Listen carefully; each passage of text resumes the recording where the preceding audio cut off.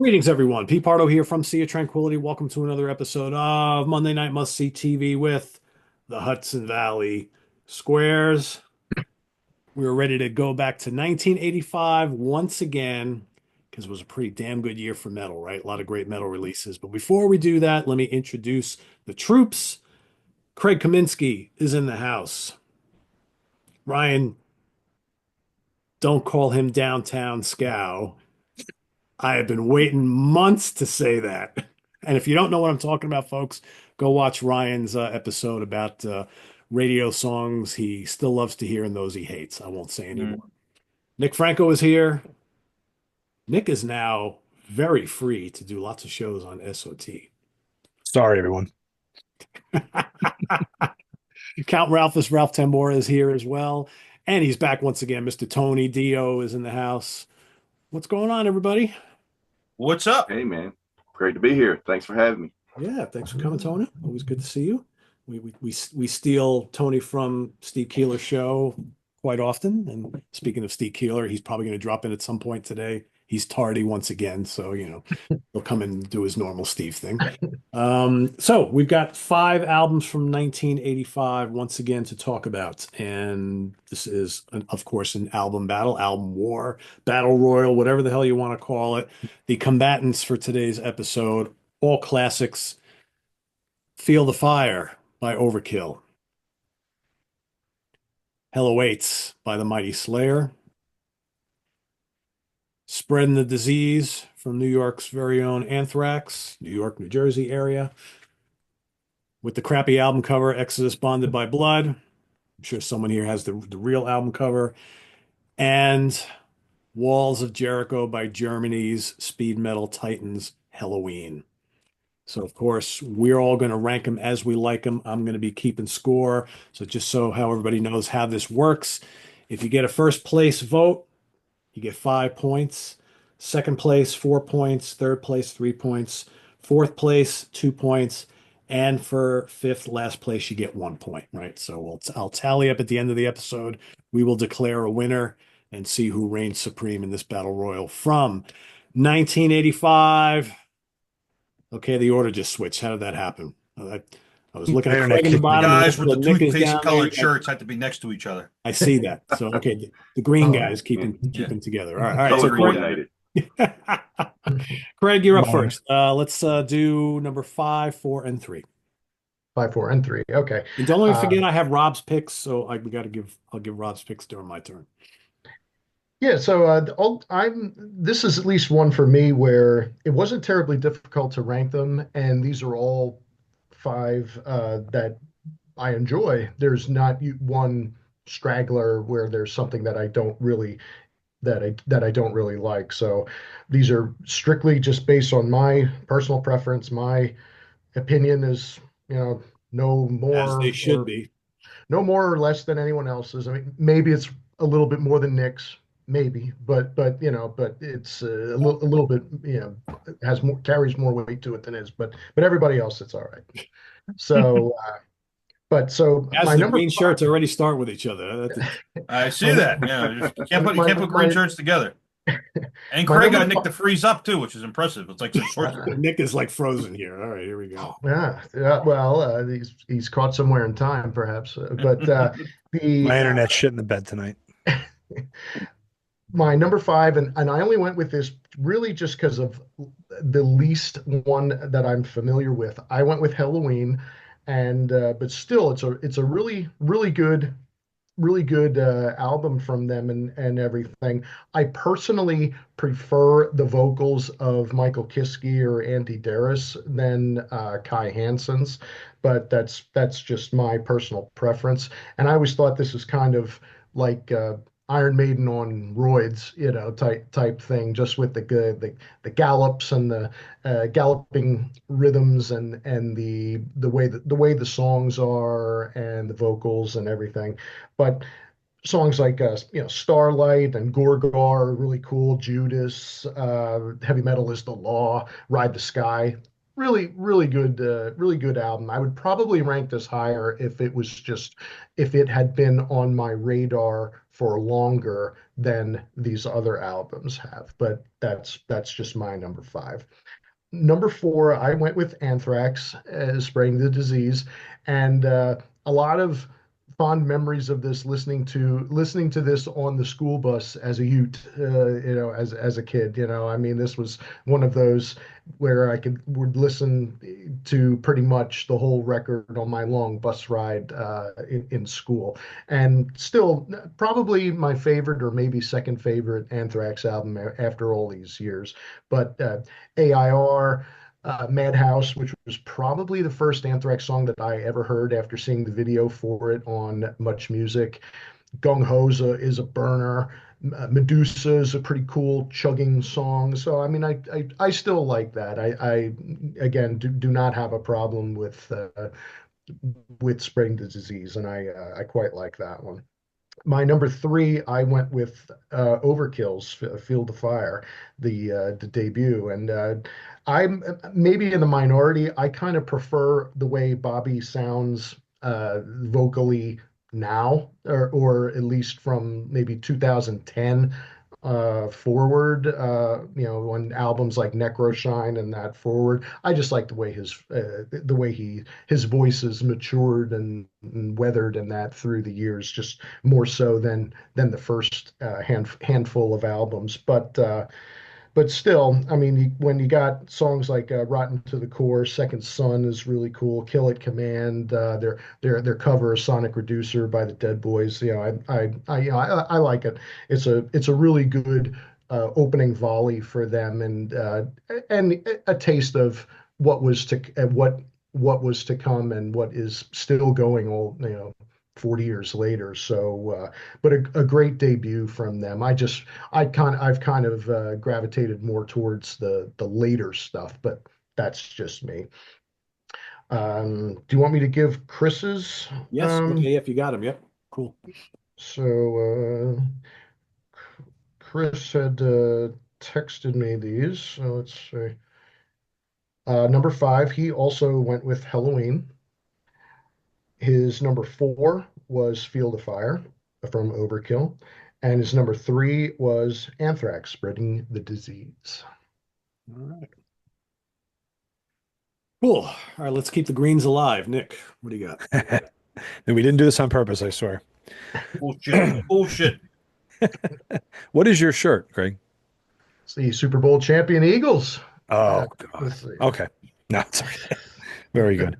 All right. So these albums, near and dear to my heart. So this is all the number one on this list and the number five on this list were the only ones that were easy to do.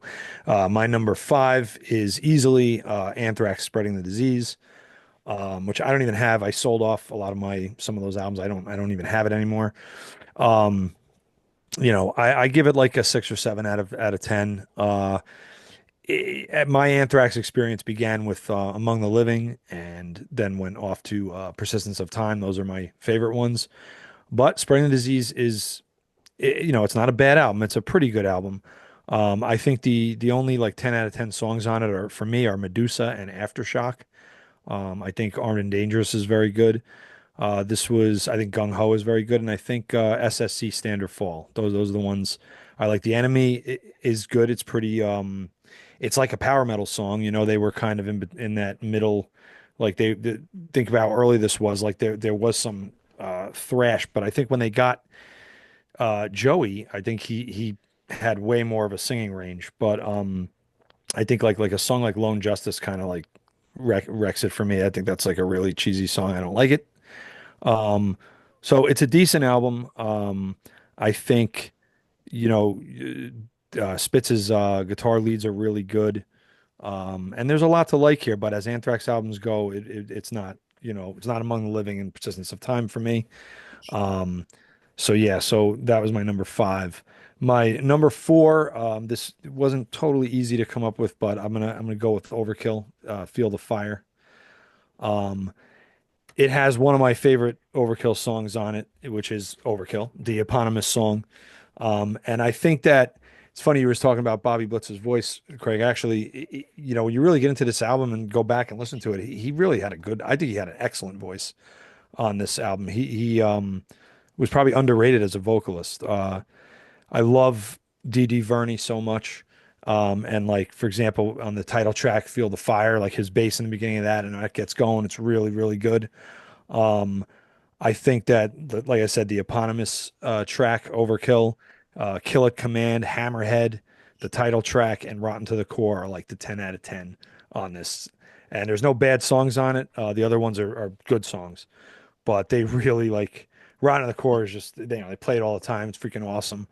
Um, it's not my favorite Overkill album, but it's still like an 8 or 9 at probably like closer to a 9 out of 10.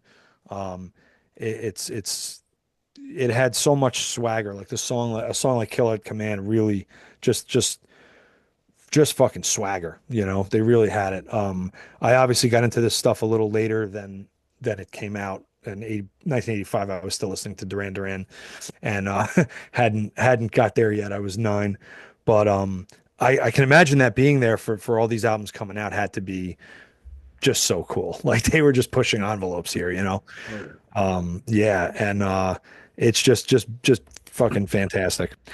And my Bobby number, never quite sounded like that again, you know? It's like no, I know he was No, like he didn't. very different. right. He was more. There was, I mean, Kill a Command is like a kind of a power metal song. So yeah, you're right. He got more gravelly and thrashy after that. But there were times on like the first Overkill song I ever heard was Power Surge. It was on a compilation from from Taking Over, and he sounds fucking awesome on that too. So yeah, Overkill, fucking can't go wrong. These songs sound just as good and fresh now. There's no like with that Anthrax album, I think like there's a bunch of nostalgia for me if I ever listen to it. I don't think there's nostalgia here. This is just as vicious now. And there's bands that are a third of their age that wish they could sound like this. Which plays a role in number 3. So number 3 is Bonded by Blood by Exodus. It's slightly, I put it a little tiny bit higher than Field of Fire. Um, it, what can you say? There's sometimes where this is like the consummate thrash album.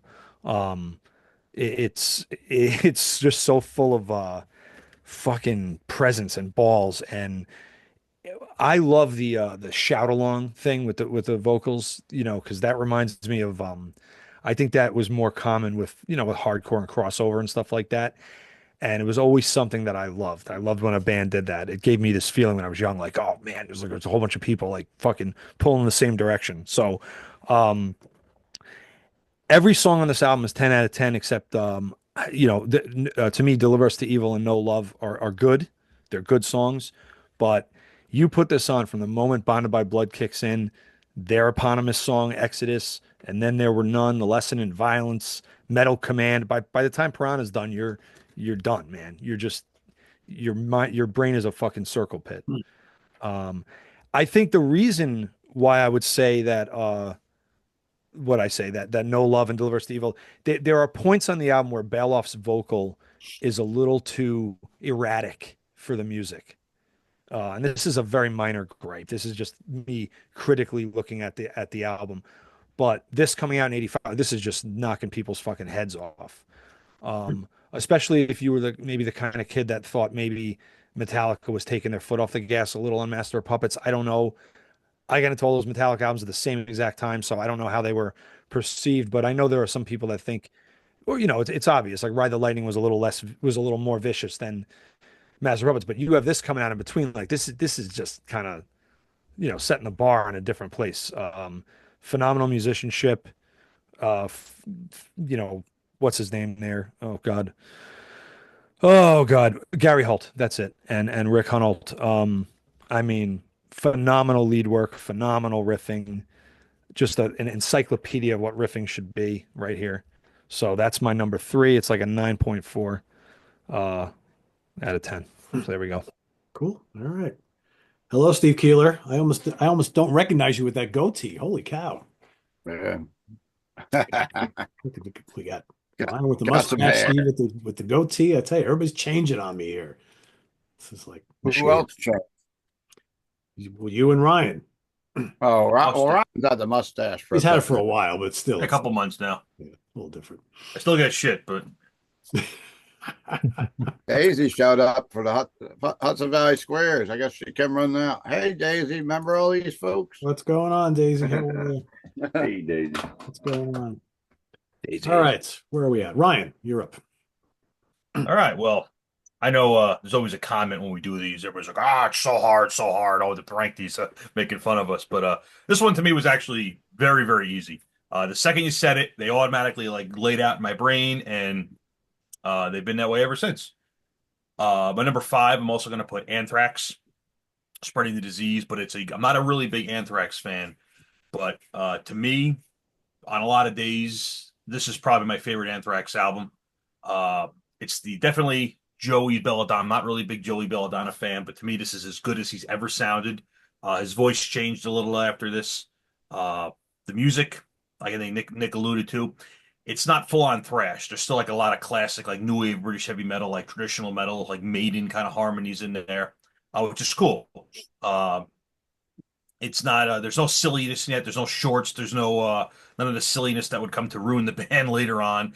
It's just good. Oh, they got leather jackets on. They're thrashing out. They sound good. They look cool. The album cover I think is the coolest the band ever had. Uh, to me, every song on here is cool. You know, you got AIR, you got fast thrashers like Gung Ho, Aftershock. You get like these stompers like Medusa.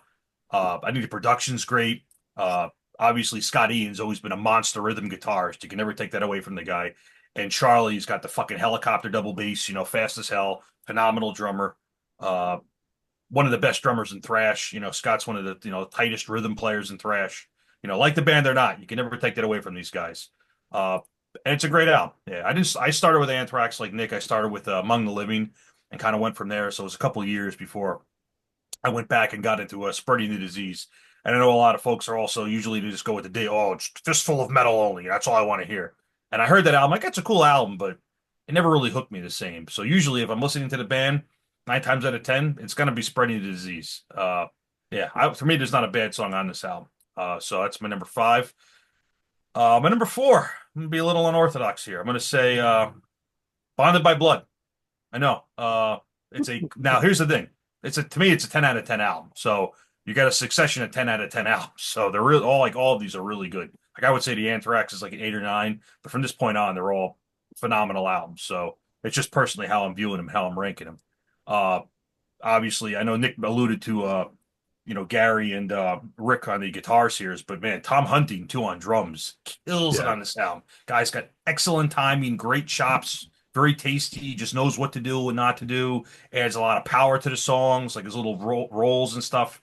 Phenomenal drumming. Paul Bailoff, to me, he's always like the thrash metal version of like David Lee Roth. It's kind of like a more will than skill. Not the greatest vocalist in the world, but he fucking sells it. And he sounds like he's gonna put his fist through your head too in a lot of times, which for thrash metal, that counts for something.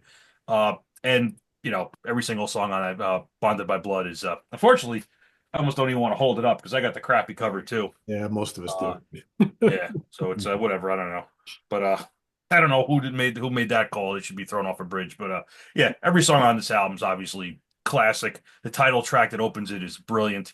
Lesson in Violence, it's fucking great. It's not a tuna fish. It's not a swordfish. Piranha's great. And then it closes with one of the greatest thrash songs in the history of fucking metal, Strike of the Beast, which when it really gets going full speed, I mean, if you're not in a pit on that song, then you might as well be clinically dead. Uh, my number three, I'm going to go with the great German band Helloween, or not Helloween, Helloween. That was a slip. Helloween. So ready to talk about Slayer. Disregard that. Disregard that. Helloween. Yeah, this is. I would also say too. Bonded by Blood is the only Exodus album I really like. I don't know if that influenced my decision at all, but whatever. We're only talking about Bonded by Blood.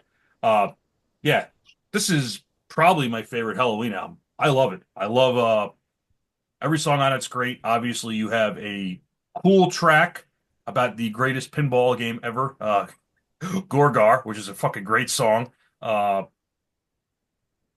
Hansen, my personal favorite Helloween vocalist.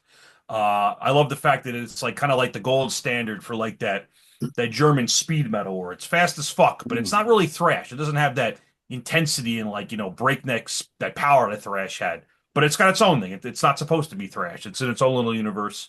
And there was a lot of cool like speed metal bands like that from Germany in the 80s. And this album kind of like kicked off that wave, like the first really big, high profile, really good example of that. Then you have bands like Gravedigger and Scanner and, Iron Angel and all these other cool German bands. And I think Helloween always kind of like flew the banner for that more than any of them. So, and then, a lot again, to me, it's not even worth like kind of going through this song, because all these albums, like every song, I'll put these albums on. I just let the whole thing play. It's not like these aren't playlist albums. These are, you throw it on the album, you let it play because they're fucking classic for a reason. So again, another 10 out of 10 album, but I just like the other two a little bit more. So that is my number three.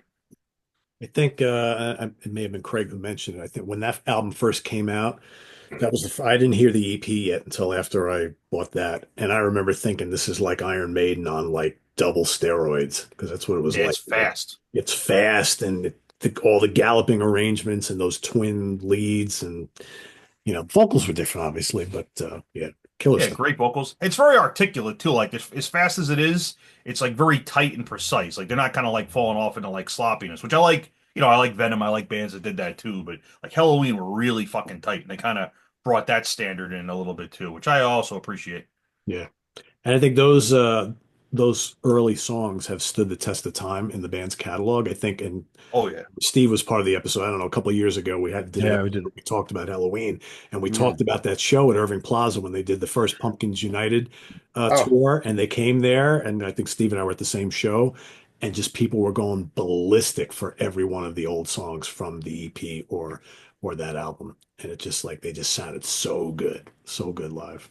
yeah. Those yeah. two in the I'm one of those fans. Those two in the Keeper albums are like hands down my favorite Halloween. Like I know Nick kind of goes towards a little bit of later stuff, but yeah, that's Mm. definitely my favorite era Halloween by far. It's just what I heard first and endeared itself to me, and then Yep, just like that real speedy metal like that. I just fucking love it. So yep, great stuff. Yeah, I've seen that lineup twice now because I saw that show with you, Pete, and that was in 19 no, it was 2018. 2018, yep. 2018. And then I saw that tour again. I think I don't think it was last year. It was the year before. It was Halloween and Hammerfall at Studio 48. I think it was Stage 48. And when Kai Hansen comes out and does, like the first time we saw them, I don't think they did Gorgar. No. They did Heavy Metal's the Law, but the last tour they came through, they did the Gorgar song. And I love the Gorgar song too, of course, but that's not near my favorite song on that album. No, there's better. They had the visuals up on the video screen. They too, did. for the They had the tour. pinball, Yeah. like a graphic of a Halloween pinball machine up on the thing. So yeah, when Kai came up and did that the first time, it's like, this is so heavy and it's so brutal. And I love their other singers too, Andy and Michael, of course. All great vocalists. And to have those, I thought that was going to be like a one-off, but those guys just are staying together, and I bet you they do another album. Yeah, wouldn't surprise me. Well, that's I mean, that last good album news. was amazing. So. Yeah. All right, Ralph, over to you. All right. So Iron Maiden keeps getting brought up, and and when Power Slave came out, they were probably my favorite like active band at the time. Like Sabbath was kind of dormant at the second, and it was like Sabbath. I mean, it was Maiden and Priest, but I was going towards that evolution I talk about the ladder of like heaviness a lot. And I was getting into Manowar and Omen and Jack Panzer. But Helloween is a band that I just didn't get that album right then. If I did, I would have loved it. It would have been when I go back now, I'm like, oh man, I would have loved this. But I guess being on like Noise Records at the time, I didn't have it, and I didn't have any friends that had it. It was the next album that I got, The Keeper of the Seven Keys, and when I got that, I was already like too into like Destruction and Sodom and all that kind of stuff. So it's one of those bands that I kind of just passed up. And if I would have got it at the time, I would have loved it. It would have been a really important album. Because listening to it now, I think they do have thrash parts to them. It's music wise, it's definitely thrashing at times. I'm surprised how heavy it is. We did this album on Rock Fantasy Files recently, and I was shocked at how heavy it was. I think like if I had all their albums, this would probably be my favorite album. I think it's just really heavy, and But yeah, that's got to be, because it's the only one of these that I don't own. That's going to be my number 5. And then my number 4, I'm going with Anthrax. Still got the hype sticker on this. Not one hit single. They got the not really big. But yeah, I seen Anthrax on this tour. They opened up for Black Sabbath and Wasp, and they blew them guys away. They blew Wasp away. I mean, Wasp's first album I really liked, but the second one, I wasn't as into it as much. I mean, at the time I kind of was, but I just thought Anthrax was like exciting and new. And Black Sabbath with Glenn Hughes, you'd think it would be a home run of a show, but it was a nightmare. They were horrible. And Anthrax stole the show that night. ARIR, I think, is great. Medusa, my favorite song on the album, is actually written. The lyrics are written by Johnny Z, so that was really cool. That Madhouse video at the time, that was like, you didn't see any kind of threat. Metallica, it took a couple of years before they had a video out, so this was like our first like real thrash out video out at the time. So that was hugely important to see that video, and I loved it with them playing with all the crazy people and stuff. Aftershock is real thrash, and Armed and Dangerous. But that's another thing about going back to Iron Maiden, is the evolution here. For me, Overkill, Helloween, and Anthrax, they were so easy for me to get into because I was such a huge Maiden fan at the time, where Exodus was way more harsh, and so was Slayer, and they were so evil and dirty. But the other bands, they fit right in that ladder that I talk about a lot.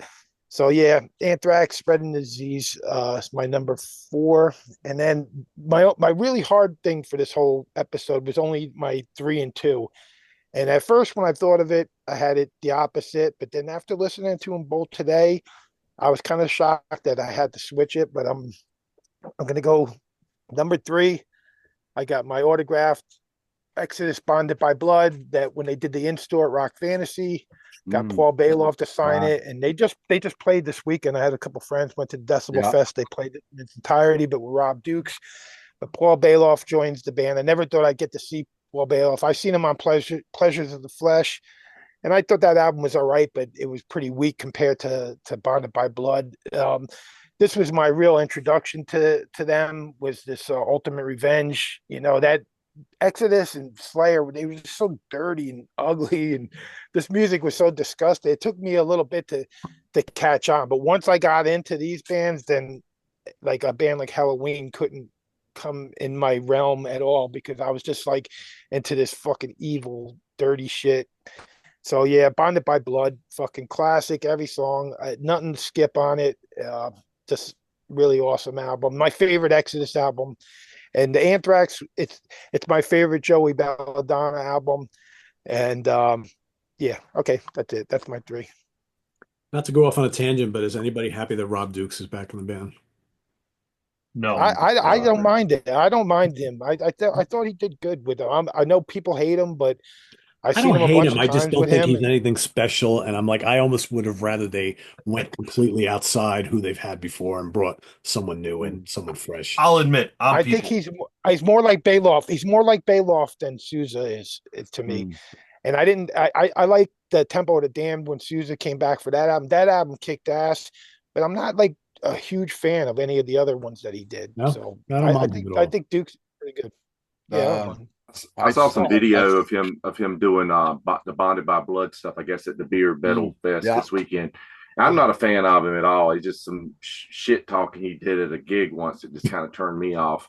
But I watched the video and I was like, wow, he's actually they were doing Bonded by Blood. And I was like, wow, he's actually doing a really good job of this, And I thought back, he did pretty good when I saw him a couple times before. So whatever. And he re-recorded that album. He re-recorded the album with him, which was kind of weird, but it made sense at the time because they wanted to play those songs. So then you got the new singer doing those songs, but I forget the name of it. I got it on. Let There Be Blood. Let There Be Blood. Yeah, it was him doing the re-recording of the whole album. Kind of unnecessary, but I thought he did okay on it. It was Let There Be Blood, right? That album was called. Yeah. I saw some footage from it and it looked pretty good. I mean, I know some people that really love the Rob Dukes material when he was with Exodus. So. I know those same people. Yeah. You were My one of those friend that guys, was there Sal? texted me, said he goes, it's like Billy Milano singing Exodus is bonded by blood. That's what he thought of the version. But So, yeah, he's back and they're doing Bonded by Blood in Hershey Park.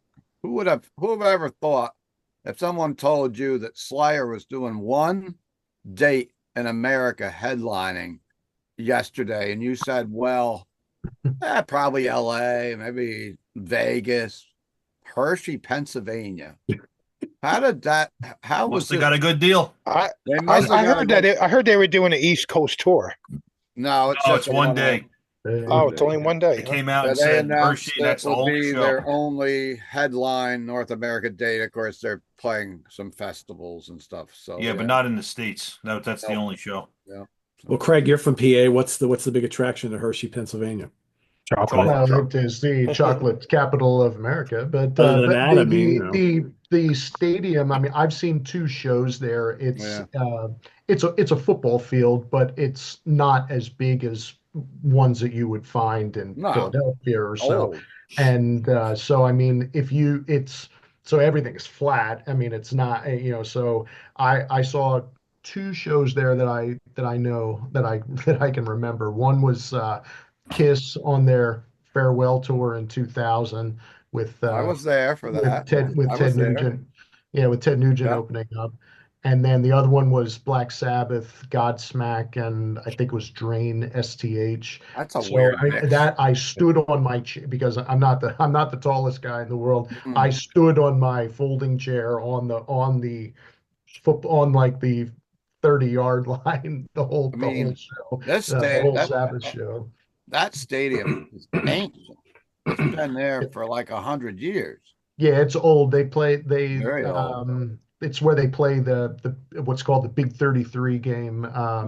It's like the state final high school game in Pennsylvania.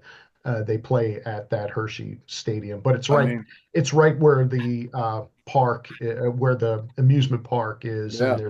And there's a big arena there too where the well, or at least they used to the Hershey Bears AHL team played there. So Now, is the old arena still there too, Craig? Because there was as far as I know, I've been to a Hershey Bears hockey game at the old arena, and then they yeah. built a brand new arena there because like TSL. You may be right. I just when I was in high school, we always used to go. They had the state wrestling finals there, so we would truck every year to go to Hershey to watch the wrestling finals when we were in high school. So that was at the old stadium, but the old arena. But I have not been there since.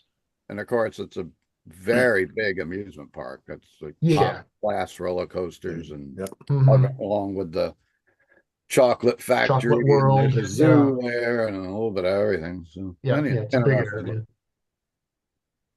Speaking of Slayer, I guess we're talking about Exodus and Slayer. They're both playing there that night. That's right. Right. All right, Tony, over to you. 5, 4, and 3. Okay, so I love all 5 of these records, but like you said, you got to rank them somehow or another. So I'm going to pick Helloween for my first pick for number 5.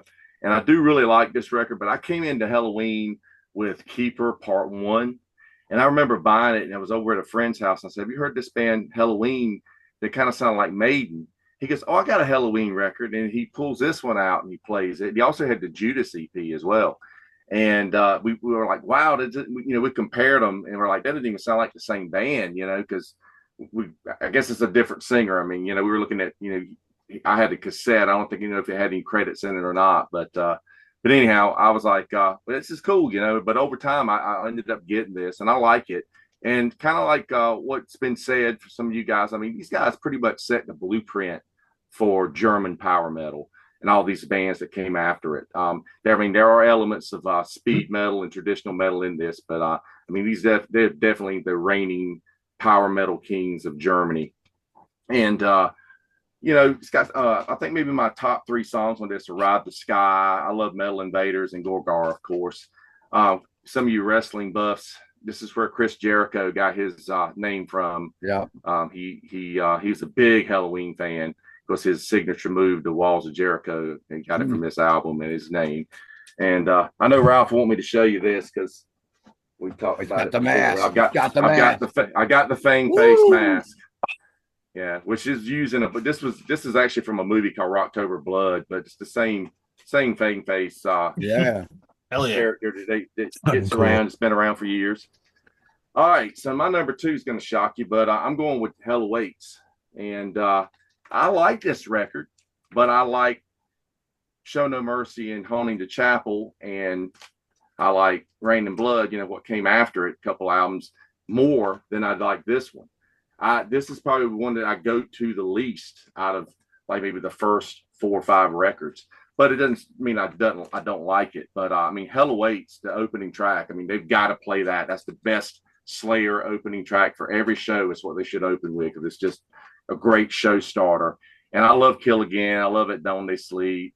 And I mean, Necrophiliac is cool. I mean, it's some great stuff on here. I don't know. Maybe it's the original version that I got on this was on cassette, and I don't know. It seems like it never sounded that good to me, but when I got this vinyl, it actually sounds really good.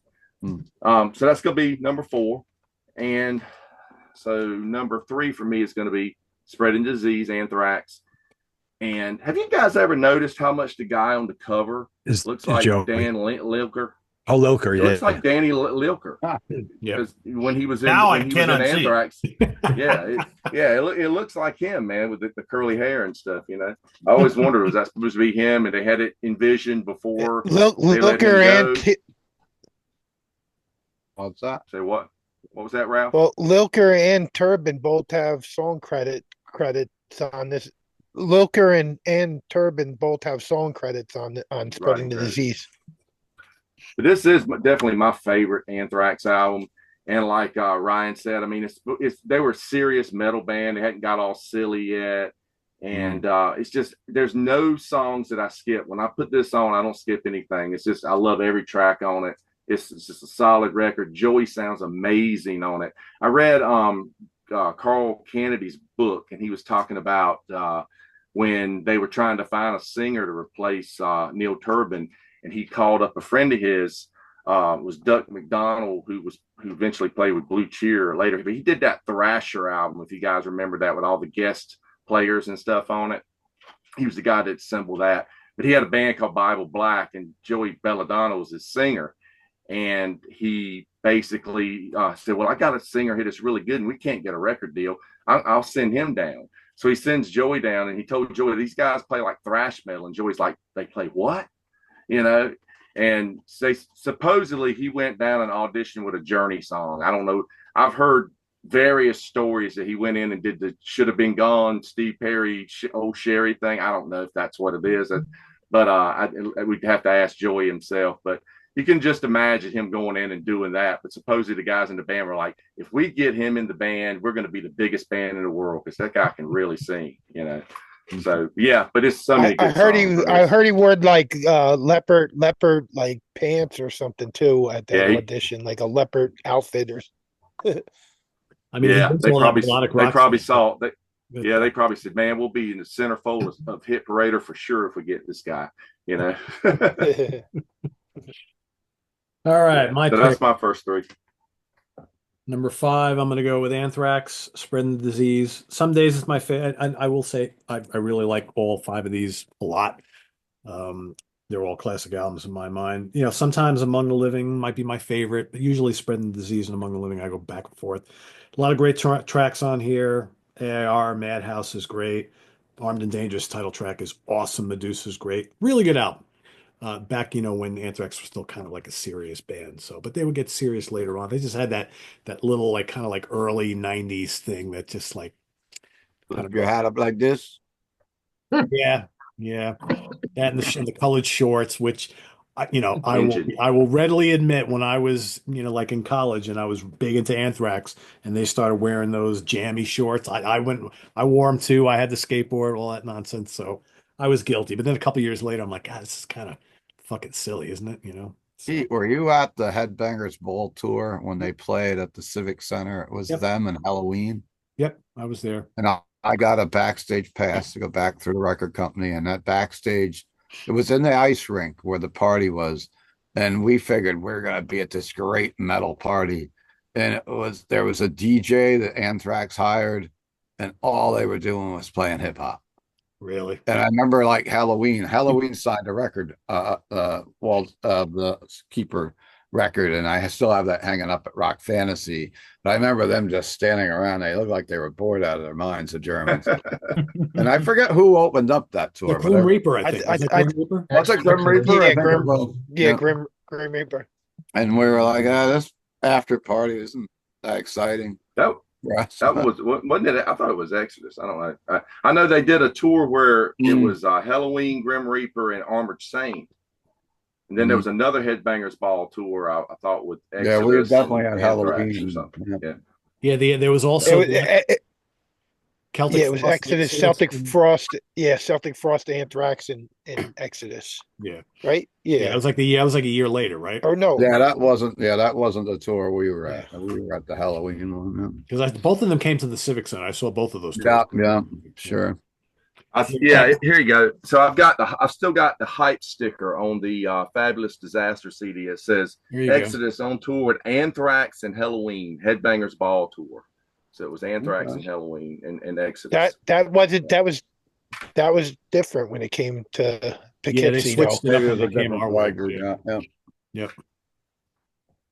But yeah, the guys in Helloween were hanging out in the audience. I still have my concert ticket stub and their signatures on it. I think it was Marcus Grobkopf and Ingo Schwichtenberg, I think, signed or Michael Whitehouse. Ingo. It was, yeah. Yeah, Ingo. Yeah. All right, so my number 4 is going to be Bonded by Blood with the crappy cover, but I mean, yeah, absolutely lethal songs on here. I mean, I'll say it again. I've gone on record and said it many times before. I'm just never a big Paul Baloff fan. I know he fits the music. He's really not a good singer at all, but whatever. But yeah, this album is just such a thrash classic, and at the time, so brutal and lethal, right? Even today, you listen to this, it's like so different from all the other Exodus albums. But I always really like this band a lot. They have a lot of really good albums, and this is a absolute killer first album. And then, I mean, my top 3 are really hard. I went back and forth here.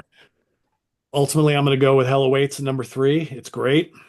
I like the fact that the songs are a bit longer on here. I mean, I love the debut. Show No Mercy is oftentimes my favorite Slayer album. Here, this is very different from the debut. Title track is so good. Killing. I love At Dawn They Sleep. The riffs are really like complex and technical, and it's just brutal, and the production is raw and spooky as hell album at times. I remember the first time I put this on here in the title track, I was like, what the hell is this? This is some serious shit right here. But yeah, it's a great album. It's definitely one of their best. I like, I maybe like the debut of Rain and Blood just a little bit more, but and when it comes to the next 2 albums on my list, I think I just like those a little bit more. So yeah, Hell Awaits is my number 3, and then Rob's got for number 5 Anthrax, Spreading the Disease, Helloween number 4, and Exodus Bonded by Blood at number 3. So back to Craig. Where the hell did we start here? Jeez, there we go. I didn't go yet. Oh, that's right. Sorry, Steve. Yep, Okay, that's fine. I got here late. I was running late at work and had to eat dinner. So I couldn't get my printer to work, so I'm reading it off my phone. So I'm going number 4 with Anthrax. I've never been a huge Anthrax fan. I sold the hell out of this record back in the day. This is probably my favorite record. It's definitely my favorite with Belladonna. I hadn't listened to this album in probably 30 years, or maybe long, or however long this is, but 40 or whatever it is now. I haven't listened to this whole album in forever. I did today. And Madhouse, AIR, Medusa are my 3 favorite tracks from it, but they totally kind of lost me, and they were never my favorite thrash. I always liked bands like Slayer and Exodus and Creator and Destruction and stuff like that better. The whole thing with the Knot and I don't know, just gave up. I've seen them a whole bunch of times. Still see them when they come on tour, but they were never my favorite, and I was always the guy that said no to the big 4. Like someone else should be the 4th band, but they were huge. They sold a bunch of records. Just Yeah. weren't my cup of tea. My number, I don't know. These were all very tough for me. And I guess my number 4, and I hate to do it because it's probably my favorite Overkill record, is Overkill. Rotten to the Core, the title track, of course. Hammerhead, just a great record. But like a 10 out of a 10. But I was tough between that and the next couple, but I'm going to go with Overkill at number 4. I could flip a coin on the next couple, but I'm going to go with Helloween for number 3. As much as I love Helloween, it might be my favorite record out of this bunch. I might listen to it more than any of these, but if I'm rating what I think are better, when you got Slayer and Exodus in there, these 2 classic albums, I'm going to go with Helloween at number 3. I love that whole record. The opening track, the title track that goes into Ride the Sky, Heavy Metal is a Law. I absolutely love How Many Tears. And that song just blows me away. And Metal Invaders. Yeah, I remember doing this episode with you, Pete, when we just talked Helloween. It was in the very early stages of the pandemic, where I was like, that was kind of keeping me going because you're like, we gotta do Helloween this week. And we couldn't get many people to do the episodes then. A lot of people were like, we don't want to do it.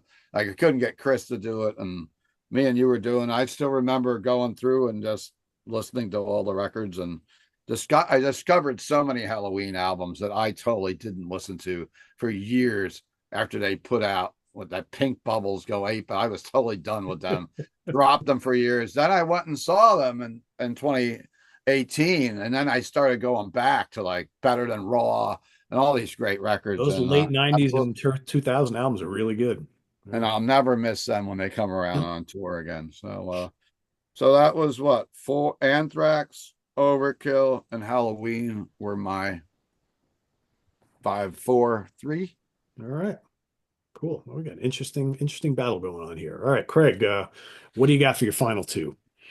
All right, these were, like I said, kind of tough. I kind of flip-flopped them a little bit, but ultimately, I went with number 2. I went with Bonded by Blood, and just like Ralph had shown, my first exposure to it was through that video, was through the Ultimate Revenge, and just how great of a concert that is. I mean, just still to this day, there's a friend of mine that. Will anytime we mention Exodus, he'll say, "Oh, here's a fast one, but aren't they all?" This Metal Command, But how much energy that whole album has. There's really not like as was said earlier, nothing skippable on it. You still really, I still really enjoy hearing those songs whenever they pop up. Paul Baloff's voices, I think it suits the record well, but I mean, it's not like you could put his voice on something else and you would enjoy it. I think he's perfectly fine within that world there. But Anybody ever stop and think what it would be like if they lifted all of Baloff's vocals from that album and you just heard the vocal track and just heard him singing? Yeah. That would probably be pretty painful on its It'd own. be a little rough. Yeah. No way. It's awesome. No one sang like him. He doesn't. The great thing about the early thrash metal days is every singer sounded different, and he sounded True. unique as hell, and no one sounded like him. It's I awesome. love about Like that he's album. saying by himself, if all you heard was his vocals and there no guitars, no nothing else. And in defense of Paul Baloff, he's the only Exodus singer that has his own action figure. This is true. Retro doesn't even have one. Wow. Super 7 made a Baloff action figure, 2 different versions. They said the problem with him was his timing when it came to live shows and stuff, that he was always off. And even when it came to recording and stuff, they had to always constantly try to get him to sing on time. He had bad timing, I guess. Yeah. I still remember, Pete, that we did an episode with me, you, and Slagle. And Slagle could not believe. I'm pretty sure it was Slagle. Right? It was him. Yeah. Right around that same period, we were talking about the Helloween. It was in the deep. I just came right out and said, I'm not a big fan of Paul Baloff. And he's like, what? I think he wanted to hang up and leave the show. but Perfect, Craig. You're I number but I one. but yeah, but like I said, that video, just seeing him, with doing Piranha and all that, it's really cool to see. And my first studio version, any of the studio songs, hearing that was from a compilation that I bought as a kid on cassette called Speed Kills, the very best in speed metal, and A Lesson in Violence was track two on that. And what a primer that was for 13-year-old me, at the time, to who had kind of a clean slate pretty much at the time of that, where you had I mean, this was the track listing, and again, put frame into mind, like a young person who's never heard these songs or most of these bands before.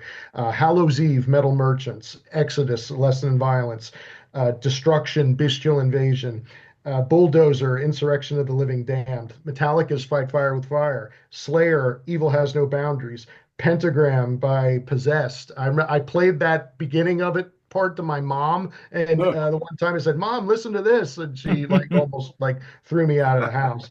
But Riders from Darkness by Exciter; Black Metal by Venom; War and Pain, Voivod; Rattlehead, Megadeth; and Into the Crypts of Rage by Celtic Frost on one album. A heavy That's You a record. know, killer fucking comp. Oh, so I mean, absolutely. It is. Yeah. as a young person, hearing that, and it was where, I mean, maybe Metallica might have been the only one that I was familiar with at the time, maybe, and Exodus, but I don't think they played a lesson. I don't think A Lesson in Violence is on Ultimate Revenge, if I'm not mistaken, but or maybe it is, but that may have been the only song that I knew on that. But hearing that, of all those songs, it was really eye-opening for me as a kid. But ultimately, number one, I went with Slayer's Hell Awaits, and you know.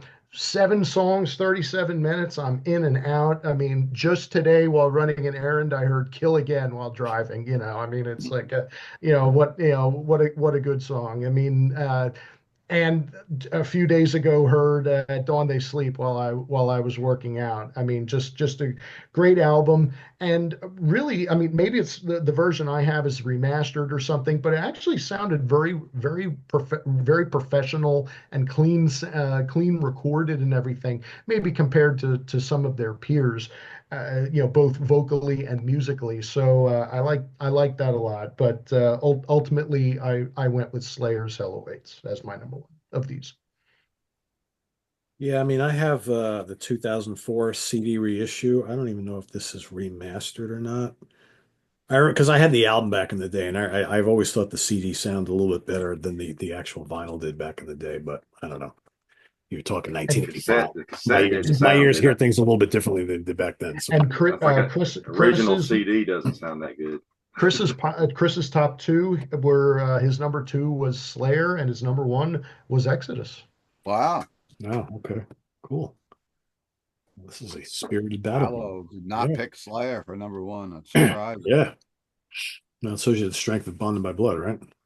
Mm. All right. The other greenie. I'm trying to remember where we were at. Nick.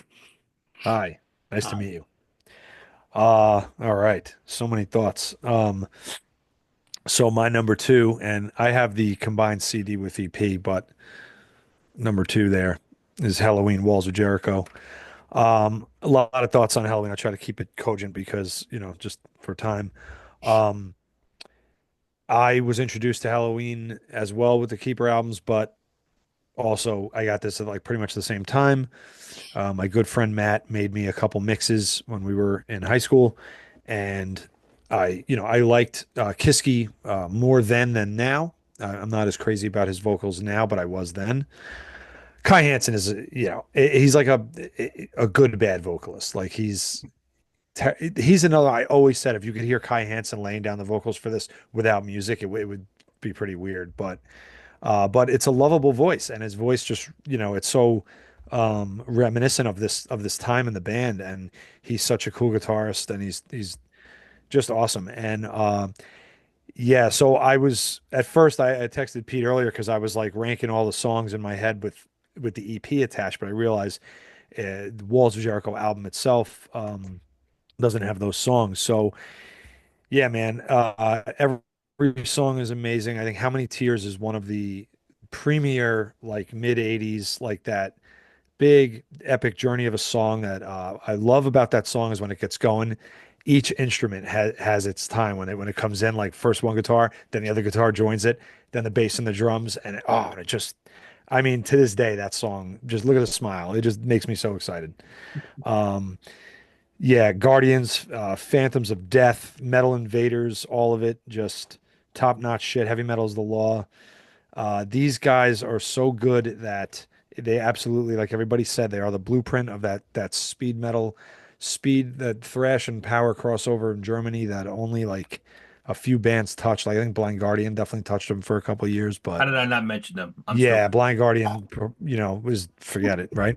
Let's give a shout out to the previously mentioned Ingo Schwichtenberg, was such an unbelievable machine of a drummer. What a shame that young man. Uh, Marcus Grosskopf is one of my favorite bass players. The guy's bass lines, and in fact, you can always hear them in their mix, is just brilliant. Wyke, incredible guitar player. I interviewed him with like a Zoom interview a few years ago, and he famously, where's my dog? He famously called my dog Raven Raymond because they was trying. Yeah, he saw the dog in the background. He's like, he's such a goofball. He's like this brilliant guy, and I looked up to him forever. And here I am finally interviewing him, and he was like just sitting there smiling, like, and in the middle of it, he's like, "Oh, your dog, here, doggy." He started like, and this didn't get recorded or anything. I just did the interview, and it's a written interview. But he was like making, funny baby sounds at my dog. So I had to bring the dog forward, and he asked the name of the dog, and I said it was Raven, and he just heard Raymond.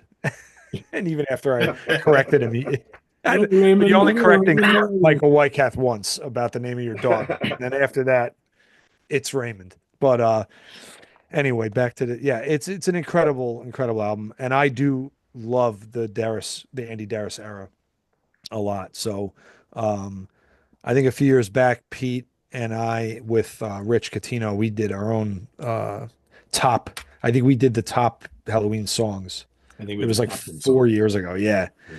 But yeah, so a lot of these songs are definitely up on that. So phenomenal stuff, speedy, heavier than you'd expect.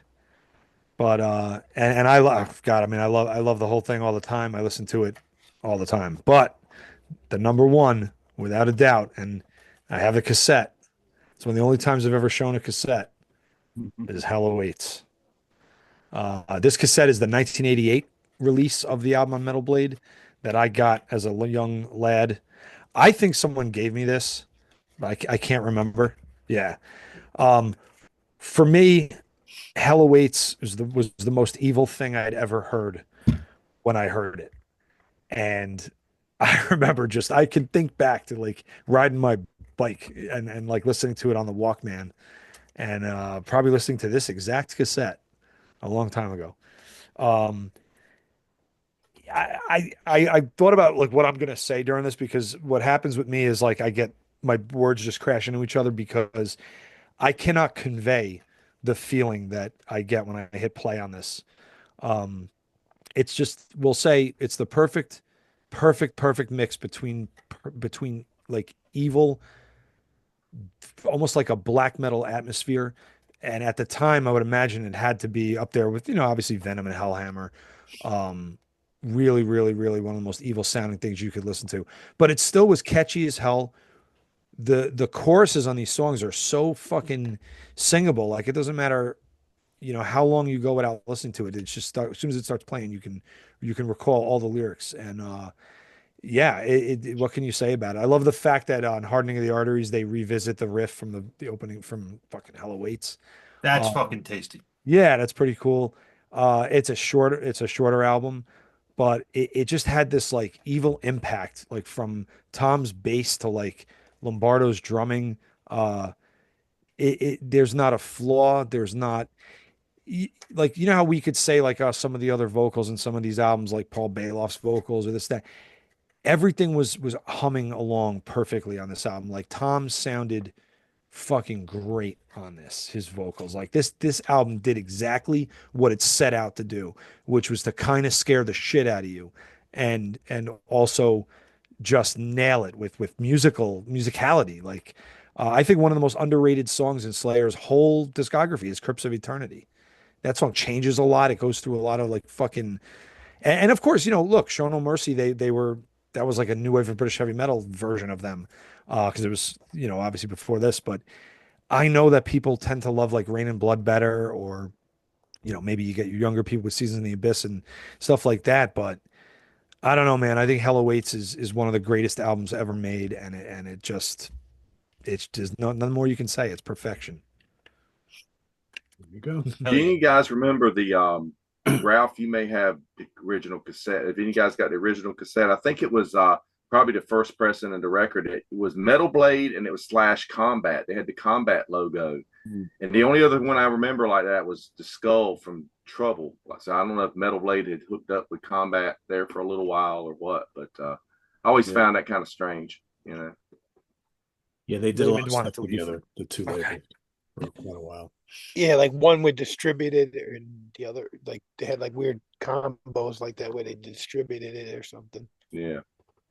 Might as well bring it up now so I don't forget at the end of the episode. But we'll be doing a whole episode on Combat Records next month, where we'll be talking about some of our favorite releases released on that label. Glad that you brought it up, Tony. Yeah, I would have forgot at the end of the episode, so I'm glad you brought it up now. Cool. All right, where are we at? Ryan, I believe you're next. Yes. Here we go. Number 2. Good old The Local Boys, Overkill. Well, you guys said a lot of stuff about this album, so I don't need to repeat it, but I will say that I love Blitz's vocals. I do tend to agree with Craig that I prefer his vocals progressed over the years. They were like just different here. They were just a little higher pitched. He was up and down more, but I like it. Different singer. The same thing that I said of Spreading the Disease, a couple of us said of Spreading the Disease, I would also apply to this album, where it kind of had that classic metal, that Maiden, new wave of British heavy metal. There was touches of that in there. And like a lot of these bands, that tended to leach out as they went along, and it became like pure thrash. But I like those touches. I mean, it's a pure metal, it's a thrash metal album, don't get me wrong. But it's like some of the harmonies and some of the riffs and combinations. You're like, you hear a little bit of that in there. I mean, don't really need to name songs because every song on here is fucking great. Special mention, of course, to Rotten to the Core, which they still play live and gets a monster hit going, and the eponymous song Overkill, which is something that they did on this song. They didn't really do a lot as their career went on, which is it's fucking evil. It's an evil sounding song. And as much as I love Overkill, they didn't really keep that too much. Like they had Deny the Cross on Taking Over, but they kind of stepped away from that as the years went on. The only thing I could say negative about this album, and it's not even really negative, is that I like Taking Over a little bit more, just a touch more. But otherwise, this is very high in the ranking. Being from New York, being how popular Overkill is, they were one of the first metal bands I ever got into when I was young. But for whatever reason, I was never like an Overkill maniac. Like I had a bunch of Overkill albums. I always liked them. They were always, phenomenal live band, like one of the best live bands ever. Always fucking delivered. But it's only been in the last couple of years where I don't know. I kind of had a resurgence, and I'm going back to these albums, and I'm like, man, this is really fucking good. Like this is really fucking good. Like the best for me, the best thrash band from New York, like level. And New York and New Jersey obviously had some killer thrash They're bands. New Jersey band. I know, but to me, it's all one big happy tri-state, tri-state area, we'll say. Yeah, they probably played New York. They played New York probably more than New Jersey. Yeah, I would agree. Between, like Blessed Death, Whiplash, Demolition Hammer, Nuclear Assault, Anthrax, there were a lot of cool bands, but they kind of like crept to the top of my list here. So, obviously Nick said too, and I agree. Anybody, Dee Verney's bass playing has always been integral to this band, always been fucking integral. But the whole lineup on this, Bobby Gustafson, Rat Skates on drums, awesome lineup, awesome sound. I love the production on it. Even though I mentioned Blitz's vocals were a little different, I think he still sounds awesome on this. The cover, the artwork is fucking cool. But number 1, I'm not gonna lie to you, it is well, I won't lie, it is my single favorite album of all time. I would take this over every album ever, and that is Hell Awaits. Yeah, to me, like Nick said, everything about this is perfect. 7 songs, 37 minutes, 12 seconds. Slayer is my favorite band growing up. I will say that I know a lot of folks like, oh, you start with Def Leppard, you start with Kiss, you start with Maiden. I went from nothing to Slayer. Like Slayer was the band that got me into music. I didn't have the period of like, I listen to my older brothers listen to Ozzy like Nick had and stuff. I didn't really have that because I only have 2 younger sisters. So It just happened I walked into Slayer. They were there for me, and that was kind of set me on the path ever since. Like kind of like define my taste in music, define my taste in metal. It's like I feel like I like a lot of the stuff I like today. Uh, I blame Slayer for all that. Right. What's up? If you can recall, what was the moment? What was the moment? What? Do you remember the moment that you heard them? Oh yeah, yeah. So I mean, I'm in my younger 40s, so I wasn't around listening to them in the 80s. So the first album I got from Slayer, first album I got like metal album period was Seasons in the Abyss. First song on that's War Ensemble. So that's like my introduction to like all of this was hearing War Ensemble, which obviously is a very intense song. So yeah, I distinctly remember hearing that. I don't have a lot of memories like the first time I heard bands, but I remember hearing Slayer for the first time, and I remember hearing Iron Maiden for the first time, which are two of my favorite bands. But yeah, all through my teen years, I was like Slayer, Slayer. And like I like Metallica and stuff. Like Metallica's cool, but like Metallica's here, Slayer's like up here, and I felt that way about almost all bands. When my teen years, I'll say Rain and Blood was definitely my favorite album. I played out the album so fucking much because back and forth on the tape. All did, yeah. But yeah, for a long time now, just something about this album. Like I know it's Merciful Fate was a big influence on it, like the longer, more in-depth compositions, which it's cool as shit. I know that they went away from that on Rain and Blood, the shorter songs, a little more like hardcore influence, which is great. Perfect album. But yeah, to me, like Nick said, everything on here is perfect. Uh, just the way Helloween comes in. It's the coolest fucking opening track in metal, the join us backwards and then it comes in and then a riff comes in. If that doesn't make you headbang, you don't like heavy metal. I don't know. Go listen to like Christopher Cross or something. I don't know what to fucking tell you. It's just this ain't for you. This music ain't for you. If that riff and that song doesn't make you want to flip tables and headbutt people and throw bricks into actually don't do that. That's illegal. But everything else. Yeah. So my number one is fucking Slayer. Yeah, favorite album of all time with very few albums that come close to it. And I love the 80s. I mean, I love all old Slayer. South of Heaven, Show No Mercy, Haunting the Chapel, everything. It's great. I fucking love it. But yeah, this album is just, it's my favorite album ever. So there you go. As all the That's yacht rock crazy that your metal journey starts at Slayer. That is crazy. Yeah, I didn't have anybody to show me, so I had no friends listening to anything, and I just went from nothing to Slayer. That's just how it works. Every now and again, I'll see like a kid, I'll see like a 13-year-old kid sometimes wearing like a Cannibal Corpse shirt or something, and I'm like, that's cool. Where the fuck? Where's the ladder though that led up to Cannibal Corpse? Like I needed that ladder of moving up throughout the times. Like to me to start off that. The way the internet is now, that ladder don't exist anymore. It's like you can go from nothing to like the craziest shit like that because it's all available. So it's kind of rearranged everything, which I don't know. And then if you think about it also with Slayer in particular, they didn't have a video out until years later. So it's some of these bands you could see them on MTV or what or a different outlet. Slayer, I mean, unless you knew somebody who had the album, or if you just took a chance and said, "Wow, I love this cover. I'm going to give this album a try." You had no idea. Tape, I think the first one was too. Tape trading was a lot of people discovered music back then from tape trading. Mm-hmm. I think Season in the Abyss was the first video, right? Which is a great song. Cool. No, it was actually War Ensemble was the first video. That's what I was going to ask you, Ryan. Where did you hear War Ensemble for the first time? Was it the music? It was video? I bought Season in the Abyss. Okay, you bought the album. You bought it blind. You didn't. You just went and just bought it. Just.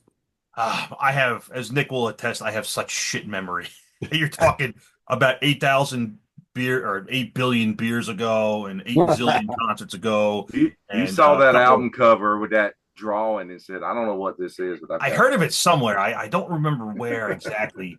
Like what led me to it, like what the crumb of the trail of crumbs were that like, oh, I need to hear this. But I remember like getting it and like listening to it and like it's melting my brain. But I don't remember exactly like what led to like, oh, I need to hear this. Like nobody played it for me. I don't remember anybody was like, I didn't know anybody like where I grew up. Nobody was listening to that kind of stuff, at least in my school. It must have been the video. It must have been the video. No, Ralph, we never had MTV. We didn't have cables. Like I never saw MTV. We never had like much music or any of that. So I didn't see any. I know they'll be like, oh, I heard Metallica with one. I didn't see any of those music videos when I was younger because we just didn't have those channels. Knowing Ryan like I do, I could just picture you like reading Rolling Stone magazine and seeing them tear it apart in their album reviews and you saying, well, then that's an album I need to go get if they hate it.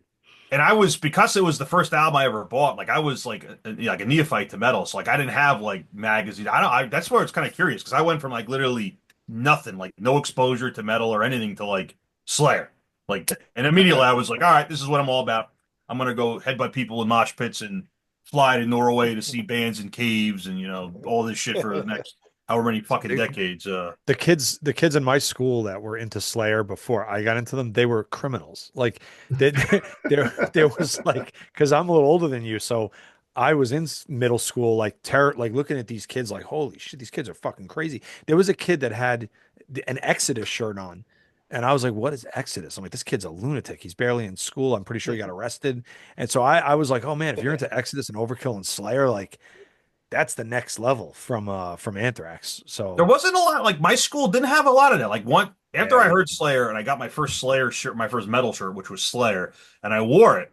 And then like a couple kids come up to me like, "You like Slayer?" I'm like, "Yeah." And they're like, "Okay, cool." Like, but before I wore that shirt, like there weren't like the obvious kids like standing by the lockers like, like I don't recall any of that because yeah, it was we kind had of a that. boring school to be fucking honest with you. So I don't know. Something just you know what? I'm gonna go with this. One day I was just sitting there. You heard it Satan, somewhere. Satan just came down and be like, you need to listen to Slayer. I'm like, yes. And I think I saw the picture like in a magazine I didn't, because the first Slayer album I bought was Rain and Blood. I didn't even know what it sounded like, and I think it was because I sound like saw fucking awesome. pictures in magazines, and it was probably like the back cover of Rain and Blood where they look like all crazy or they're pouring beer all over the place. And as a kid, I was like, no idea what it sounds like. What the heck? I'll get this. I'll get Rain and Blood, and that's where we went. I'll say of all these bands, if you go back and look at all the old pictures of them, like back in the day, Slayer had the coolest photos, like all the really early photos, like the Yeah. big fucking spikes, and Yeah. there's that famous photo of them. I think it was with like Jeff's future wife, like blood everywhere, and like Not greatest not when they fucking were photos in wearing the the world. fucking not when they were wearing the fucking jams though. That era where they were wearing jams and football No, jerseys no, and crap. yeah, Good fuck all stuff. that. Like Yeah. way back in the day, like when Kerry Yeah. still had hair, it didn't look like Jack Black yet. Actually looked like fucking cool. Way before the tribal tattoos and or those. He's always had those fucking welder's goggles on for decades now. Yeah. I might have told this story before, but my first exposure to this album and really Slayer was in 1985, right around the time when this album came out. I was going to college and I was working at the campus radio station, and they had gotten in the promo vinyl copy of this album, and I had the like lunch hour shift, like the late lunch hour shift. I think it was from like 1 to 3, and the campus radio station would broadcast over the campus and specifically in the lunchrooms and things like that, the cafeterias. So like I saw this album sitting in the new arrivals and I'm looking at it, I'm like, oh yeah, this is that band I've been seeing in some of the metal magazines and stuff, but I had no idea really what they were all about.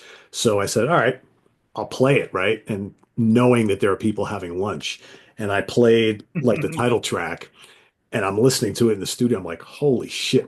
I'm thinking this is being broadcast down while people are having lunch, right? People who are probably not metalheads. So I asked one of the guys I work with, I was like, can you do me a favor and go downstairs to the cafeteria and see like what the reaction? He's like, people are like looking up, like, what is this evil crap that people are playing here? And I was like, yes. So then like the program director comes and he goes, yeah, you probably shouldn't be playing that like during the lunch hour or whatever. I was like, yeah, I guess not. And he goes, did you like it? I'm like, yeah, I dig it. He goes, well, take it because we're never going to play it here again. So that was how I got the Helloween Nice. vinyl. And then I went and got Show No Awesome. Mercy, and then Rain and Blood came out shortly afterwards. Killer. Awesome. All right, well, Slayer has taken the lead here, so over to Ralph. I'm sure we might expand on that. All right, so Overkill, fucking Feel the Fire, signed by Bobby Blitz here. I totally fucking disagree with Craig and Scow. His vocals are fucking awesome on this. To I me, agree. I he gets agree. way more screechy as time goes on, and I love it how deep he gets it at times here, and he's just fucking perfect. This is my favorite Overkill album. I love Taking Over. It's like I just put this a hair above Taking Over.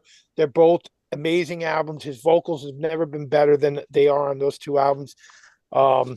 Yeah, title track and Raise the Dead, every song on here. This is a 10 out of 10 album like the other ones, and I love it. I love the Sonic Reducer cover at the end, even. Just a great fucking album. And it was like a perfect lead in album, like I was saying, after being such a big Maiden fan. I was more into like Overkill, Metal Church, and like Fistful of Metal by Anthrax. Like they were the bands that were easier on that evolution ladder than Slayer and Exodus were. But once I got into Slayer and Exodus, that kind of ruined me for everything. Then I just need to keep getting heavier and heavier, and that leads to Hell Awaits. It's a perfect album. I even have a little tattoo of the guy that's on getting ripped apart on this shirt. Just that little section I got on my arm here. It's my favorite Slayer album. Like Scal said, and if it's only 7 songs, if you put those 3 songs from Haunting the Chapel on here, then it's probably my all-time favorite album. You put those 3 songs, make it a 10-song album, it'd be godly. And but I'm not even going to go on because it's just a perfect fucking album. I love it. The atmosphere, it's so evil. It was scary at the time listening to this, and once I got hooked, that was it. And I love Show No Mercy, but I think the drums are better on this, and that's really what puts it over the top for Show No Mercy. And when Rain and Blood came out, I was like right there for Rain and Blood, and it's only a hair better than Rain and Blood to me because that's another perfect album. So yeah, Hell Awaits for number 1 for me. Isn't it amazing how Show No Mercy to Hell Awaits to Rain and Blood, all 3 albums are so different from each other. It's Absolutely. Slayer. Yeah. They all And sound they're all perfect.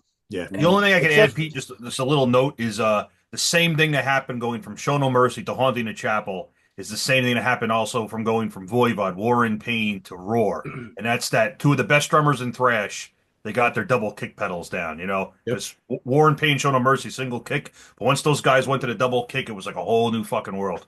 Yep. The Haunted in the Chapel has that Hell Awaits feel like that. It seems like those songs belong on that album. It's dark. Yeah. They got rid of like that. Show No Mercy is great, but it's like stained glass on like methamphetamines. But like Haunting a Chapel is like a whole nother universe. Yeah, it's fucking dark as hell. Those 3 albums, the first 3 Slayer albums, like just blow away the rest of their catalog. I like everything they ever did, but none of those other albums. I remember when South to Heaven came out, how disappointed we all were. Yeah, that it was so slow. It was so slow.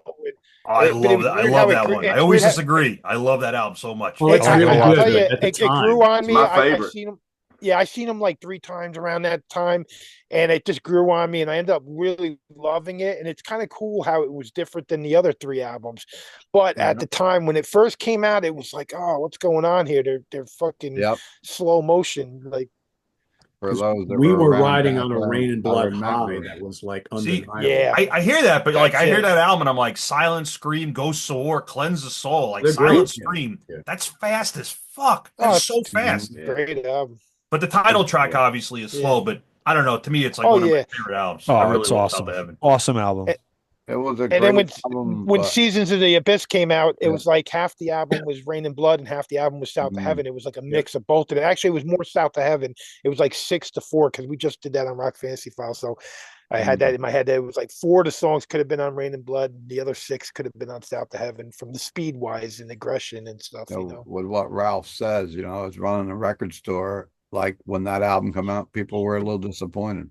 Yeah. I can remember like people buying it and like, not as heavy as the last album. Remember, Steve, a lot of us were like, well, why is Tom singing like that? He's singing different. Yep. He really changed his voice up a little bit. But still great record. Oh yeah, for sure. All right, well, Slayer is starting to take a commanding lead here. But I know Tony has already picked Slayer, so what do you got for your 2 and 1? Number 2 and 1 was a little bit hard here, but I listened to both of them again today, and so I'm going to go with Overkill for my number 2. First experience with Overkill, I remember hearing Rotten to the Core on the local college station on the metal show, and I used to record that on Friday nights, and we were hearing that, and then they started playing In Union We Stand after Taking Over came out, and then so I saw them on the Taking Over tour. They opened for Megadeth.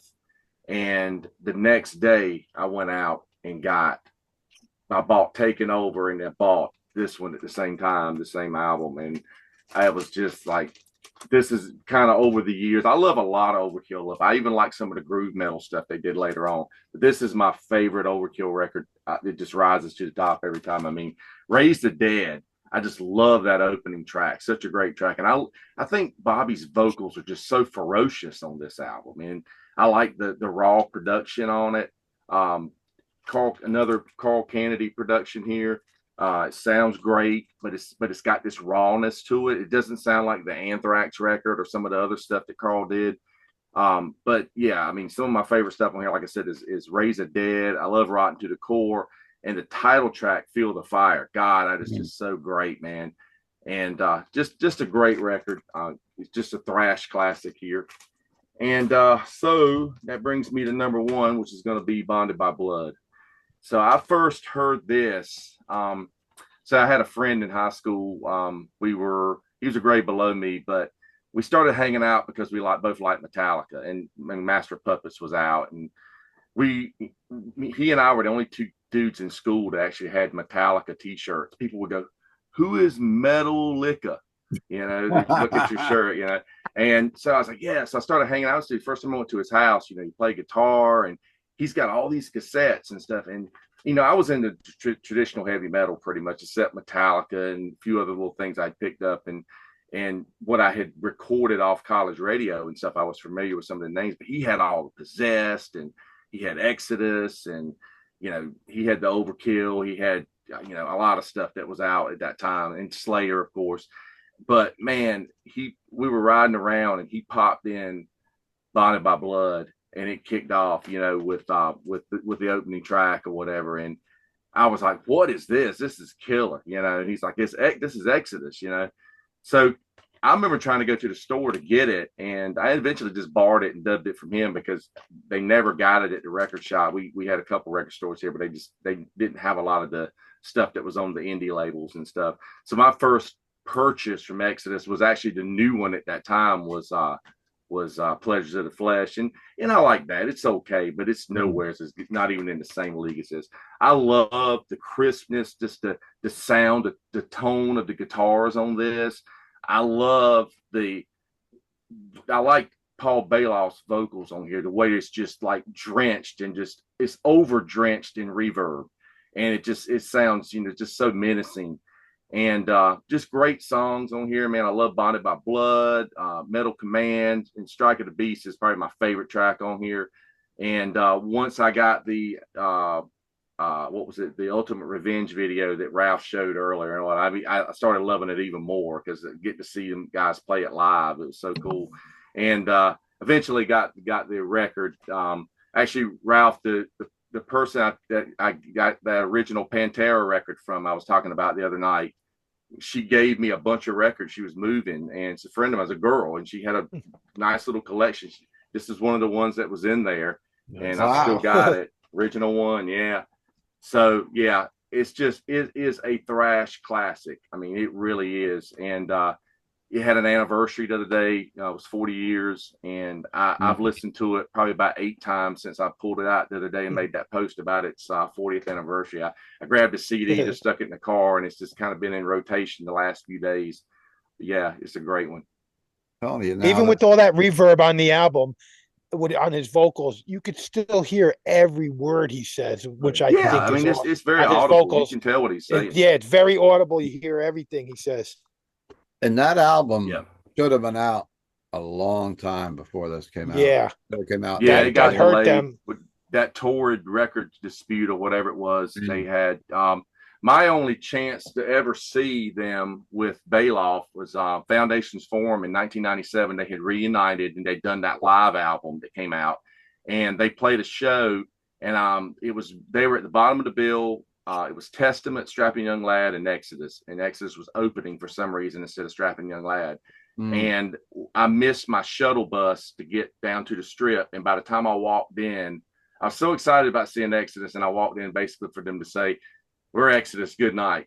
And they walked off, and I was like, "Ah!" So I never got a chance to actually see them perform with Bailoff, but they were hanging out. I got to meet them, got to talk to Bailoff, got a photo with him and stuff, and so that was cool, you know. And I went for years, and I never even saw him with Zetro until years, probably like 2000. I don't know, probably 2011 or something like that when he had come back to the band because I saw him with Rob Dukes. I saw him once. They had some dudes, I think from Skin Lab or something, singing for him. They were opening for Megadeth on tour, and that was horrible. They sounded horrible with that guy. They had that band play with them when they opened up for Exodus when Paul Bailoff came around and they played the Chance. They came to the Rock Fantasy and it was Skin Lab and Exodus. And I remember buying the Skin Lab CD because I thought they were good that night, and then I didn't like the CD. It's one of those things where the band was good live, but then the CD sucked. It's usually the other way around. The CD's not that good, but the band kicks ass live or whatever. But as you watch the documentary, you know, I've got the poster behind me tonight. I've dug it out, the murder in the front row, and you can talk.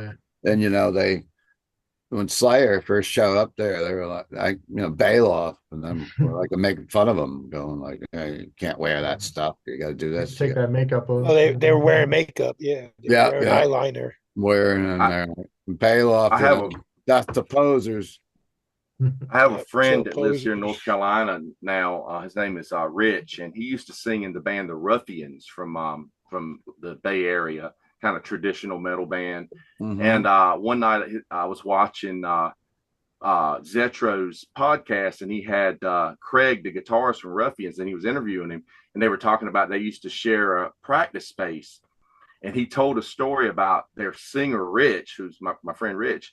He said, Rich had went to Kentucky Fried Chicken or something and brought one of those little meals or the potatoes and the slaw and stuff. And he walked in the practice room and he sat down on a table and he like walked off and got busy doing something. And Paul Bailoff came in and ate all his food and just left.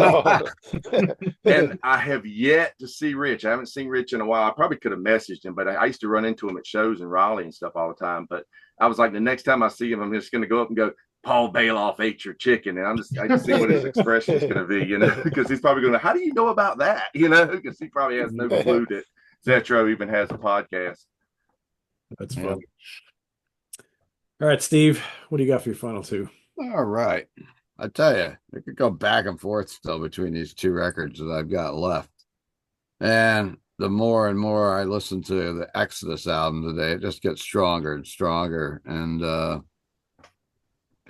it's tough. Should I flip a coin right now? But I guess I'm going to go with Exodus at number 2 by a smidgen.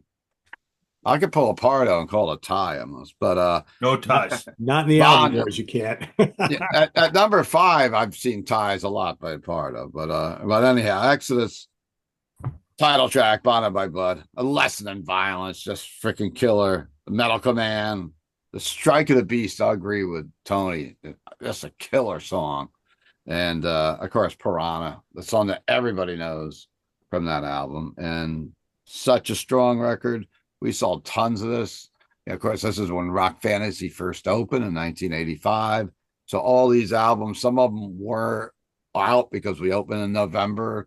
But I remember like stocking all these records and, playing all these records in the very early days of Rock Fantasy. We opened November 5th of 85. So with the $2,000 budget, how did we do it? And we're still alive somehow. So, right. 39 years later, and doing 39th party pretty soon. So maybe Pete will let me plug that when I'm done. But when I'm tallying up the scores, that's what you'll be doing. There we go. I can. Yeah, I know. I know what it's like because we've been doing a couple of these episodes on my channel, and like I'm trying to add scores, and I'm not paying attention to people and everything else. But so number 1, of course, is Hell Awaits. It's just a perfect record. It's short, and you can play it over and over again. You'll never get tired of it. Hell Awaits, the title track, Kill Again, Done They Sleep, Necrophiliac. I like everyone's talked about it a million times tonight already, and it's just a killer record. And is it better than the Exodus? I don't know. But the Exodus album should have came out in 84. And what a difference that would have made if it came out in 84 too, just being out time ahead of time. But I think it's the strongest Exodus album by far. And I guess they do too, since right now whenever they're playing out, they're playing it's an entirety. They just did it at the Philly Beer and Metal Fest. But Slayer number 1 from me. And I guess looks like Slayer's pushed the lead a little bit further there, Pete. Yeah, pretty much. So Rob Kind has of. got Slayer at number 2, and he's got Overkill as number 1. Okay. One number 1 vote for You Overkill. didn't get Rich Catino's picks tonight? No, I did not. He couldn't make it, but I know a few weeks ago, I think it was the last time we did this, or was it the time before when he put Celtic Frost at the last place? yeah, it was the last time. Yeah, exactly. Rich had all of them tied for number 1. So Rich only likes Cold Lake. Yeah. All right, my number 2 is Feel the Fire. It's a great album. I will agree with Ralph. I don't think Bobby ever sounded, and don't take this the wrong way, as much of a pure singer as he does on this record. I love all his vocals afterwards. Don't get me wrong. I like his more raspy stuff and everything, but here he sounds like a pure, like metal singer. I would agree with that. And she. Yeah, I would big agree time. with that. Yeah. And it's amazing, like, because my favorite album is Taking Over from Overkill. And even on that album, you could start to hear the change to what he It's was a little different, yeah. a little different. But yeah, this totally sounds like a different guy on here. But he's amazing. And there's great classic songs on here. You know, title track is so good. Rotten to the Core is great. Raise the Dead, Hammerhead, so good. Hammerhead, Television, yeah. Overkill, Kill Command. I mean, it's amazing. It's a perfect album. I've always gravitated just ever so slightly to Taking Over, but it's amazing. And the album cover rules. And my number 1 is Walls of Jericho. All right. This might be the first album I ever bought from that guy down below, all the way down there. I'm up here on my screen, but Oh, well, to me, you're all the way down you below. bought it from Dick Franco on my screen. I'm pretty sure, Steve, this is the first album I ever bought from Wow. Red. Yeah. All those Wow. years ago. Crazy. All those years ago. And I remember you're like, you didn't know me from a hole in the wall. And you're like, yeah, you should buy this. What do you like? And I'm like, oh, I like this, that, and the other thing. Oh, you'll like this. I'm like, and I love the cover. I would say one word about that album. It's blistering. Yes, It's absolutely. blistering. Absolutely.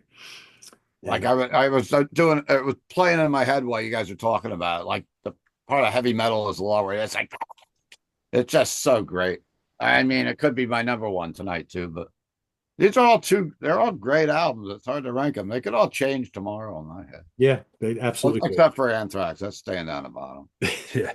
Sorry, guys. They're all worthy of being number Yeah. one. Yeah. Oh, great. But there can records. only be a winner here, right? So, all right. So, Steve, talk about what's going on at the end of the month, the big celebration. I will tally up these scores here while you're doing that. Okay, well let me so anyhow, me and Ralph hung out the other night. We were at the Zone at Clemson and we checked out Into the Void and we had a great time. Actually got a promotion going with that with the local food bank and the people are very happy. We raised some money for them and PDH, thank you Tigman for helping out with that also. And now I lost my thing. Well, here we go. I got to find my little flyer to talk about. So we're doing a show to honor 39 years of rock fantasy, and it will be on Saturday, April 26th. It's at a brand new, I don't even know what I want to call it, a venue. It's in an old prison. That's what's cool. At the last, I mean, they've had a couple things there, and Ralph is holding the flyer so we can check it out. But I went there for the first time last Tuesday with the promoter and with my sound guy, Augie Bartel. And we literally had to walk through these gates. I felt like we were on an episode of The Walking Dead. That's what the place is like. Like we got to walk in through the gates and there's a tower there. And you go walking into this old stage and it's a massive stage. Like we walked in a stage and you couldn't believe it. So we could we could have 2 drum sets set up next to each other and do back and forth if you want to. That's how big the stage is. But anyhow, I'll go over some of the bands that we have. We have kicking or headlining, co-headlining the night is Damage Incorporated. I have a lot of original bands and some tribute bands. So the 2 tribute bands that are playing are Damage Incorporated, the Metallica tribute, and they will also be there with Show No Mercy, the Slayer tribute, who we had a bunch of times. Both of them have played for me when I worked at Quinn's. So they're both there. We have Fire Haze. We also have Spellbook.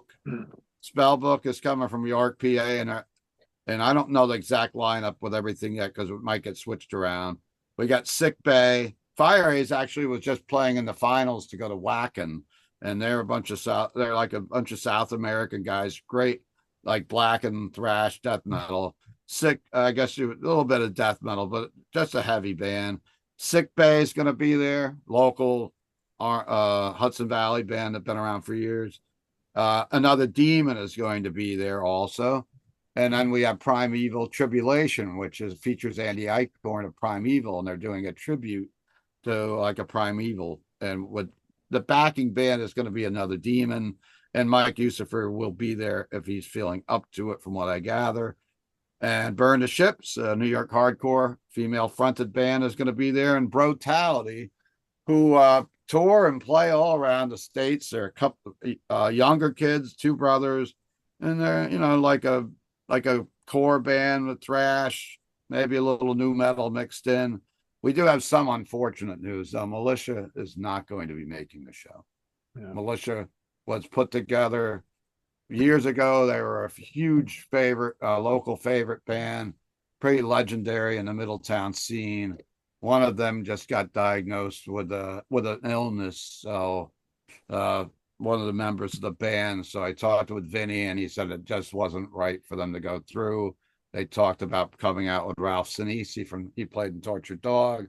They may do that at a future event, but hopefully Vinny will show up and maybe do something on stage with one of the bands. We're talking about that. So Militia's off the bill, and we're going to be adding another band, and things could shake up a little bit in the next couple of days, actually. So it's $20. I was really looking forward to Militia, though. Oh, after all these years, it was very disappointing, and it was very. I've seen them with Chris Cafferty's band at the college. With one of the gentlemen in the band was diagnosed with a very serious. That's illness, sad. so, that sucks.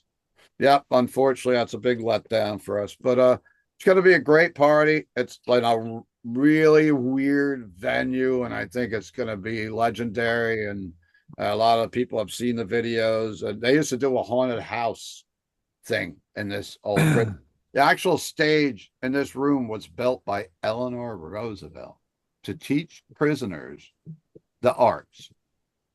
Wow. So it's at the Warwick stage at Roosevelt Hall. It's in the suburbs of I don't know if you call it suburbs, but it's right near Warwick, New York.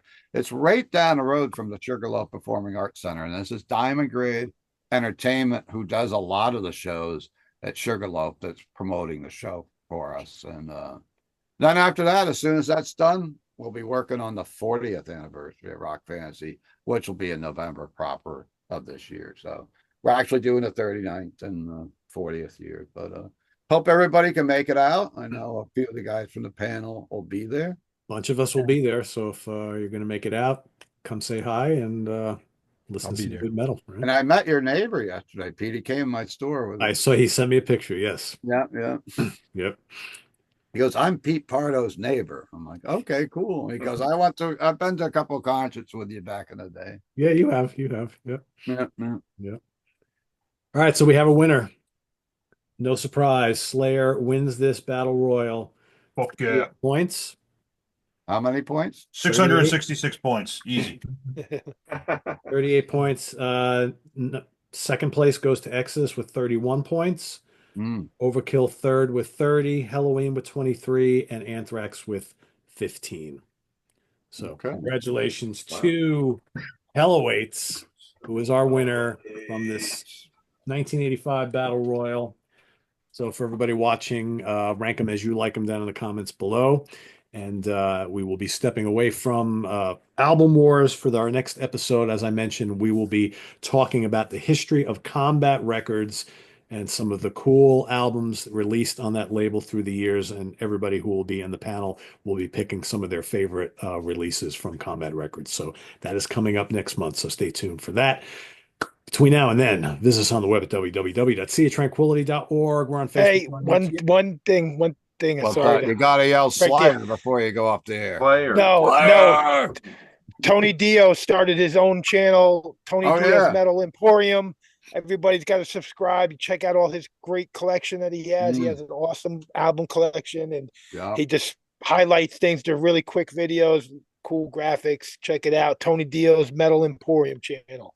Yes, We got man. Rock Check it out, Fantasy guys. Files. Appreciate it. Very Rock cool. Fantasy Files is doing 1985 metal this week too, so we're copying It's all people. about Yeah, 1985. some of the lately. same, some of the same albums actually. Some are. Hey, you know what? Cool. It would have been interesting if Megadeth was on this one tonight too, but you can't have everybody, right? Yeah. True. I mean, Yeah. there's some that we have not tackled yet. I mean, I was Next thinking. time. Yeah, later in the Some year other- we could do Possessed, Destruction. 85 is just a fucking ridiculous Oh, year. You 85 could do is- Yeah. five different episodes on this. Yeah, thing. absolutely. Yeah, There's a lot so more. much So stuff. we will probably be returning to 1985 again, but not for the next episode, but maybe the Yeah, month. yeah. So, Good. yeah, there's so many great albums we haven't picked yet. So we'll get there. And we also need to circle back because we did those couple really cool death metal episodes, and we have a third one that's already planned. We just have to get back to that. So yeah, so Such there's a lot of cool great stuff. albums back in 75 too. Yes, and oh well, Yeah. yeah, that goes without saying, Yeah. Steve. Absolutely, for sure. So, yeah, this is on the web, www, all that kind of stuff. Down below is all the stuff. Yeah, whatever. For Tony Dio, Count Ralphus, Nick Franco, Craig Kaminsky, Ryan Scout, and Steve Keeler. I am P. Pardo. Thanks for watching, everybody. See you next time here on the Hudson Valley Squares. Take care. Bye bye.